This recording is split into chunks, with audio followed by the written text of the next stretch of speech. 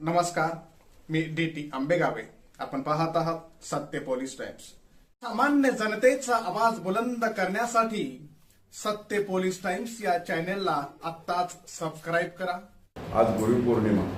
आपल्या सगळ्यांना माहिती आहे, गुरुपौर्णिमेला व्यास पौर्णिमा देखील म्हणतात.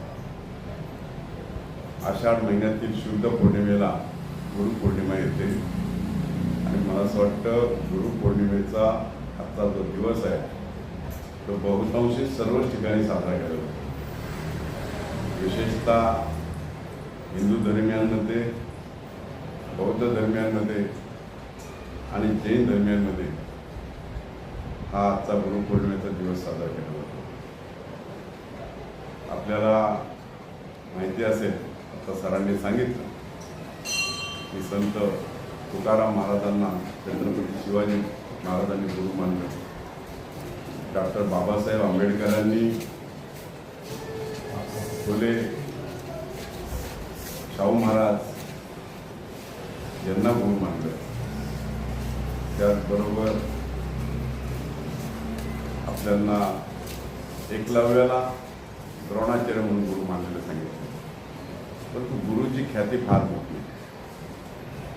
गुरु केव्हा आपण मानलं जातो की ज्याच्याकडे आपल्यापेक्षा जास्त ज्ञानाचा भंडार आहे, वेगवेगळ्या शास्त्राचं ज्याच्याकडे ज्ञान आहे, अशा माणसाला आपण गुरु मानतो. आणि अशाच प्रकारचं प्रगंड ज्ञान व्यास मुनींकडे होतं. आणि म्हणूनच आजच्या या दिवसाला व्यास पौर्णिमा देखील म्हटलं जातं. आपल्याला माहिती असेल, संत नामदेव महाराजांनी विसोबा खेचर यांना गुरु केलं. एक दिवस संत गोरा कुंभारांच्या घरी संत महाराष्ट्रातले सर्व संतांचा मेळा भरला होता आणि त्या मेळ्यामध्ये ज्ञानेश्वरांनी गोरा कुंभारांना सांगितलं की या सर्वच संतांची परीक्षा करा.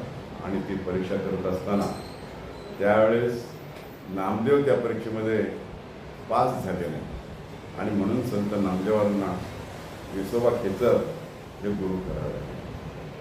आपल्याला माहिती आहे, ज्यांना आपण माऊली म्हणतो, ज्ञानेश्वर माऊली, त्या ज्ञानेश्वर माऊलींनी देखील आपले मोठे बंधू संत निवृत्तीनाथ यांना गुरु मानलं होतं. आपल्याला माहिती असेल, प्रभू रामचंद्रांनी देखील गुरु केले होते. वशिष्ठ ऋषी हे प्रभू रामचंद्रांचे गुरु होते. भगवान श्रीकृष्णाला देखील गुरु करावे लागले होते. सांदीपनी ऋषी हे भगवान श्रीकृष्णाचे गुरु होते. राक्षसांचे गुरु शुक्राचार्य ऋषी होते. देवांचे गुरु विश्वामित्र ऋषी होते. असं गुरुशिवाय ज्ञान, गुरुशिवाय विद्या नाही. म्हणजे देवांना देखील गुरु करावं लागले. तशा पद्धतीनं पांडवांचे गुरु द्रोणाचार्य होते. एकलव्याची गोष्ट तुम्हाला सगळ्यांना माहिती असेल, सगळेजण शिकले असेल.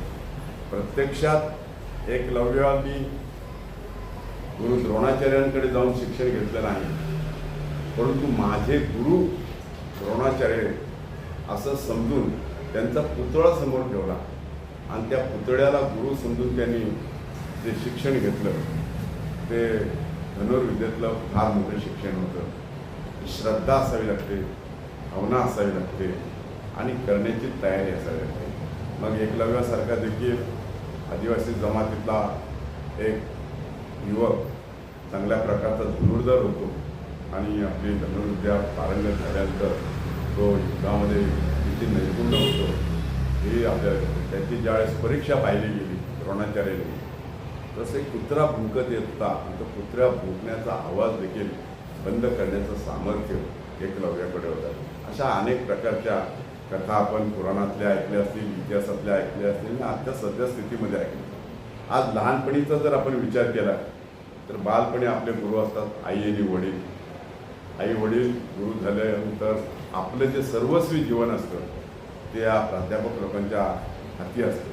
प्राध्यापकांना आपण गुरु म्हणतो आणि आपल्या जीवनाचा सार जो आहे तो त्यांच्याकडून आत्मसात करून घेण्याचा आपण प्रयत्न करू. आपल्याला ज्ञानार्जनाचं काम खऱ्या अर्थानं जर कोण करत असेल ते गुरु करतात. आणि मग भविष्य आपलं उज्ज्वल करण्यासाठी आपल्याला थोडंसं त्यात मेहनत करावी लागते, प्रयत्न करावे लागते. तुम्हाला माहिती असेल बोधिसत्व याच्या खाली भगवान गौतम बुद्धांनी ज्यावेळेस ज्ञान प्राप्त केलं आणि ते ज्ञान प्राप्त केल्यानंतर गौतम बुद्धांनी पहिलं जे प्रवचन केलं आपल्या शिष्यांसमोर ते प्रवचन गुरुपौर्णिमेच्या ह्या दिवशी केलं. आणि म्हणून बुद्ध धर्मामध्ये देखील गुरुपौर्णिमेला अनन्यसाधारण महत्त्व आहे. ते लोक देखील गुरुपौर्णिमेला प्राधान्यानं महत्त्व देतात. अशा प्रकारचं गुरुचं फार मोठं स्थान आहे. गुरुला वेगवेगळ्या क्षेत्रामध्ये आपण पाहिलं वेगवेगळे क्षेत्र असतील, शिक्षणाचं क्षेत्र असेल, क्रीडा क्षेत्र असेल, सांस्कृतिक क्षेत्र असेल, प्रत्येक क्षेत्रामध्ये आपल्याला गुरु हा करावाच लागतो.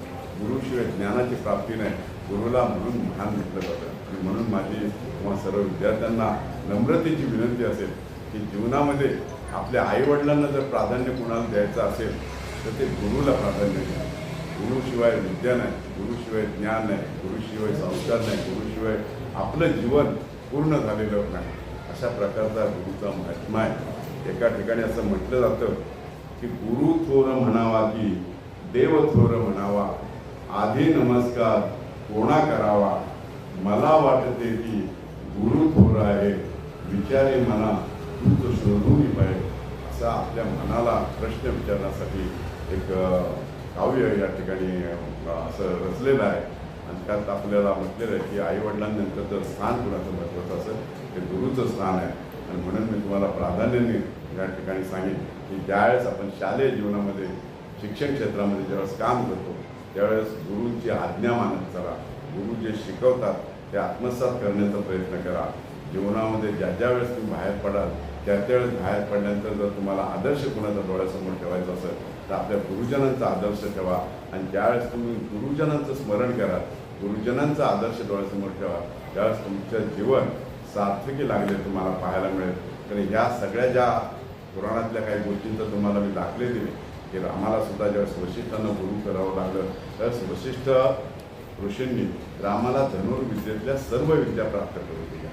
त्याचप्रमाणे शुक्राचार्यांनी देखील राक्षसांना धनुर्विद्येतल्या सगळ्या विद्या प्राप्त करून दिल्या.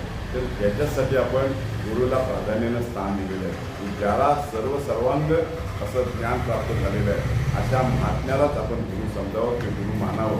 आणि म्हणून व्यास ऋषींचा अतिशय महत्त्वाचा यामध्ये भाग आहे. एक सर्व ज्ञानी म्हणून व्यास ऋषींकडे पाहिलं जातं. म्हणून गुरुपौर्णिमेला जेवढं महत्त्व आहे त्याच दिवसाला आपण व्यास पौर्णिमा म्हणून म्हणतो.